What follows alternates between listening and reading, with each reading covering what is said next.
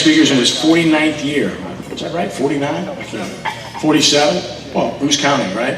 47, 49, typos. Either way, just means he's old. At John Curtis Christian School, he has posted the second most wins in United States prep football history, with 564, won 26 state championships on the field, was inducted into the National Federation High School Association Hall of Fame in 2015, earned National Coach of the Year honors in 2006 and 2012, and coming off of a thrilling 27-21 win over Warren Easton this past weekend, and they will host Jesuit at the Shrine on Airline this coming Friday night. Please give a warm Greater New Orleans Sports Foundation Quarterback Club welcome to Coach J.T. Curtis of John Curtis Christian School. Thank you. I don't know if it is 49. It might be. I don't know. You get this old, it just rolls. You just keep. I can't count. It's good to be here again. We thank you for your congratulations to the young man and the young lady for that outstanding performance. I noticed your ACT scores were very similar to Ed's. Some of the past history in WGNO, we got his high school transcript and we added his 3 years together, and he did hit 31 and he missed the 33. So that's what I have to work with on a weekly basis, and I've learned to overcome those handicaps. But you do that in athletics. You learn how to overcome the handicaps. We did have an outstanding game, and I really thought that it was what prep football should be about. Those of you all that did not get an opportunity to go to that game, it was highly competitive. It was spirited. It was two teams that were competing to the very end to get an opportunity to win the game. We were fortunate enough, and when the last tick went off the clock, that we were up, but that game could have gone either way. They have an outstanding football team. Warren Easton has an excellent coaching staff, and they have some excellent players.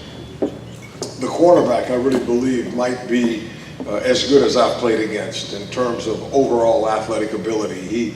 He not only can run the football with great elusiveness, but he has a nice throw and a nice touch on the ball, and he has some obviously players around him. So it was a great game. It was kind of our mid-season open date that we filled with them, and it was highly competitive, and I think it'll get us prepared for what we have to come with the remainder of our district and then into the playoffs. So it's the kind of team that we like to play against. We had midway through the season, we're 4-1. The team we lost to was out of Grayson, Georgia, Grayson High School. An outstanding football program, and that's an outstanding event in Shreveport called Battle on the Border, sponsored by Landers Dodge, and they do a tremendous job. And it was, again, an excellent experience against an awfully good football team. Several guys, the running back is committed to Florida State, wide receiver is a commit to LSU, but the coach told me that there were 12 Division I players in his junior and senior class. So they're going to be good for several years to come. Speaking of that issue in terms of recruiting and players that look like coming out, to me, I think this year will be a good year. LSU, Tulane, and the state schools will have a nice crop to invest their time and energy into recruiting. But I really believe that the 18-19 and 19-20 seasons are going to be really laden with talent. And so I think we got good things that are coming at the prep season over the course of the next couple of years. And I think that bodes well for both our state schools as well as LSU and Tulane. We have the rest of our district schedule to compete with. We have Jesuit Friday night at the Shrine on Airline, and I'm glad they've picked up that name.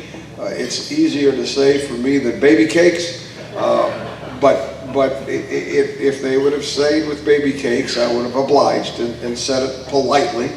But the Shrine on Airline sounds a lot better to me, and I hope it does to you too. They do a tremendous job out there for us. They really do. We have been really pleased to play there. I think our fans are getting the benefit of a lot of the amenities that the Shrine offers, not only the parking, but the ability to get in and out of there very quickly. The nice concessions and things that they do, the management of the game has been excellent, and it's created a real nice atmosphere for our kids to compete in. So we're really thankful for that. We have Jesuit there Friday night, and then we'll have St. Aug the next week in our Hall of Fame game. We'll be inducting a couple of past basketball president and principal into the Hall of Fame, and so we're looking forward to the remainder of the season, and then of course into the playoffs. And usually I can't stand here and say that we're guaranteed the playoffs, but we are. All of our teams in our division will be in the playoffs, and of course that's what we're all trying to strive for, to get our teams ready for the playoffs and to compete competitively in the playoffs as we get into the 2017 state playoffs and a run for the championship. That is a result, as you know, of the select, non-select, and having to have the brackets filled as best we can. And so we'll all be there. Our football team is progressing. We've got some injuries like a lot of teams have at this point in time in the season. We hope to get those guys back, hope to get them well and get them back on the field. We did have a major blow to our team in that we lost our running back, our best running back, to an ACL injury in his first game of his back in his senior season, and so losing Marquise Albert was a blow to our team. But as the mantra should be, next guy out. And the next 2 or 3 players have had an opportunity to compete and perform, and have performed well. And I'm really proud of that. And I'm proud of the way Marquise has handled this injury. To hear the news that you have an ACL injury and your season is over, not only when you have prepared all year for this one opportunity, but as a senior for 3 years, is quite a blow to him. But he has been on the sideline in that wheelchair and in that on his crutches just to continue to support his team. So I've been really proud of his leadership, and I think it speaks a great deal to his character as a person. Going to be a competitive district. All the teams in this league are well prepared, and they'll be well coached. And if you're not that way, when you show up on Friday night, you've got a legitimate chance to get beat. That's one of the things about the Catholic League that I have learned, that every week is a preparation week. There's no off time. You need to be ready to play. And each one of these coaches do a tremendous job, and we'll need to have our team tuned up and ready to go in order to have a chance to compete and win the game. I don't know if we're answering questions. If we can, if anybody has a question, I'm more than happy to answer. Speak up, because I'm going deaf. As he talk, oh, we got a mic for him. Excellent, so I can at least hear. Good.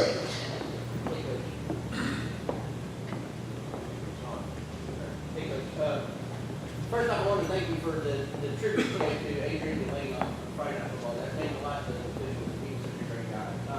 But my question is, I heard a statistic that this senior class will be the first class that didn't win a championship the 4 years that they were there. Is that something that you use as a motivational tool, or do you try to not bring that up to their... You know, I don't use it. First of all, I didn't realize that, but of course the press did, and they got it out there that we had not. This would be the first class that didn't win one. You know, high school football, high school athletics should be about preparation for life, and I've said this 100 times, and I sincerely mean this. If the only thing we have left at the end of a game is a score, just a score, it's not worth it. I'm telling you, the money that's invested, the time that's invested with the coaches and the players, the time away from the family, the late hours, it's not worth it. The intrinsic values that come along with high school athletics should be what we do this for. And so we try to emphasize to our players that we want to be as prepared as we can be, day by day, week by week, to perform when your opportunity presents itself. Because I think that's what's going to carry them over, and not only in college, but in their life in the business world. So we have not made a big emphasis of that. We're going to go out and try to be prepared and play the best we can that particular night, and then gather ourselves together the next day, and let's get ready for the next opportunity. So certainly it's out there, and certainly people know about it now, but we're going to try to do the very best we can to be ready to play Jesuit on Friday night. Anybody else? Yes, sir. The game against Georgia, was it competitive? And did you lose the run back during or before that? We actually, you're not going to believe this. When in spring training, at the last day of spring training, we take the seniors take a last lap.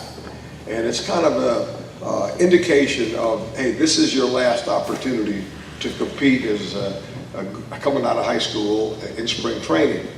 And as they come in the locker room, the rest of the team is there, and they high-five them and slap them on the back of the head, and it's a great time. He gets high-fived, and he feels a pain in his wrist, and he doesn't tell us anything about it until about 2 weeks later, and he had to have surgery. So they had to put a pin in his wrist, and he missed the Jamboree, and he missed the Landry Walker game. So his first game back was the game at Shreveport. And 3/4 the way through it, he tears his ACL and is finished for the year. So it was wrenching to our team because they all pulled for him so hard. So it was really disappointing. But his attitude, and I told him this the other day, his attitude in adversity is going to carry him a long way in life, because we're all going to have it somewhere. Can't tell you when, can't tell you how, can't tell you where, but it's coming. And how we handle it, I think, is important. He's done a remarkable job. Yes, sir. Coach, you often play a 9-game schedule. Do you have a full schedule this year? But we did. Warren Easton completed it. Warren Easton made the 10th game. And I'll tell you the reason for that, and I don't want too much time. Kenny, pull me down if I need to. Because of the playoff situation, and we're playing less games, we felt like if we could get a 10th game, let's play it. In the past, we've been able to play 14 or 15 games if you went all the way to the championship, or at least deep into the playoffs. In this situation, if you draw a bye, you can play 11 games and be finished, or in this case, or 10 games and be finished. So we just felt like that if we could fill the schedule, at least we would, all the work and energy that goes into it for a year, you'd get to play as many games as possible. That's why we filled that 10th playing day. Now, if I'd have known that Lejeune was the quarterback, I might have changed that, okay? Because he was a difficult player to defend. Anybody else? Kenny, thank you for the opportunity. Thank you.